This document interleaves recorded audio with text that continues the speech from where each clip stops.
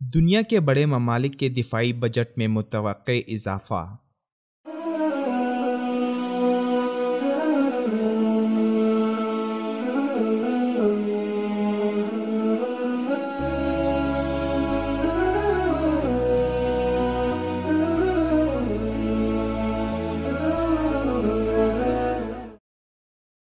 Jeans information group ایک برطانوی publishing company ہے جو کہ فوجی، ایروسپیس، آزاد ذرائع سے حاصل شدہ انٹیلیجنس ڈیٹا بیس کی بنیاد پر رپورٹس بنانے میں مہارت رکھتی ہے۔ اسے 2007 میں IHS انکارپوریٹڈ نے خرید لیا تھا اور اب یہ IHS جینز کے نام سے مشہور ہے۔ IHS جینز کی دفاعی بجٹ ٹیم ہر سال دسمبر میں سالانہ جینز دفاعی بجٹ رپورٹ جاری کرتی ہے اور 105 ممالک کے دفاعی اخراجات کے بارے میں پیشن گوئی کرتی ہے۔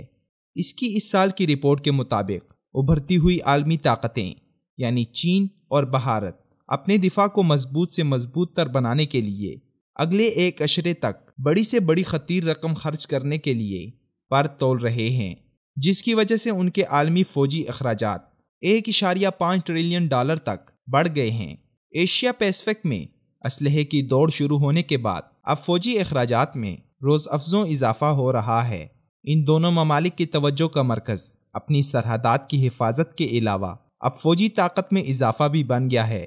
جو کہ اس خطے کے لیے نئی بات ہے، کیونکہ یہ بڑھتے دفاعی اخراجات بالواسطہ طور پر اس خطے میں بڑھتے تناؤ کو ہوا دیں گے، جس کا براہ راست اثر ملکی بجٹ پر پڑے گا۔ چین کا دفاعی بجٹ ان 10 سالوں میں تقریباً دگنا ہونے کے قریب ہے، یعنی 2010 میں 123 بلین ڈالر تھا، جو کہ 2020 تک 233 بلین ڈالر تک جانے کی توقع ہے۔ 2020 میں ہونے والا چین کا یہ دفاعی بجٹ برطانیہ اور مغربی یورپ کے مشترکہ بجٹ سے زیادہ ہوگا، جبکہ بھارت 2016 میں اپنی فوج پر 50 بلین ڈالر خرچ کر چکا ہے۔ یہ جنوب ایشیائی ملک اس وقت جدیدیت کی لہر کی لپیٹ میں ہے، جس کی زد میں اس وقت اس کا دفاعی بجٹ بھی ہے۔ بھارت اسلحے کے حصول کے جنون میں مبتلا ہے اور 2018 تک دفاعی اخراجات کے معاملے میں برطانیہ کو بھی پیچھے چھوڑ جائے گا۔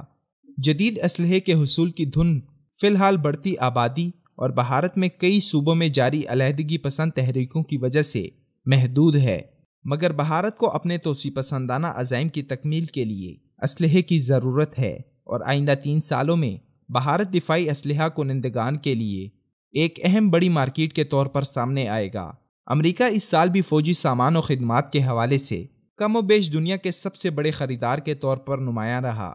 2016 میں اس کا دفاعی بجٹ 622 بلین ڈالر رہا، جو کہ چین کے دفاعی بجٹ سے 4 گنا بڑا اور عالمی دفاعی اخراجات کا 40% ہے۔ 9/11 کے بعد امریکی دفاعی بجٹ کے لیے 9.35 ٹریلین ڈالر تفویض کیے جا چکے ہیں، جبکہ اوورسیز ہنگامی آپریشنز کے لیے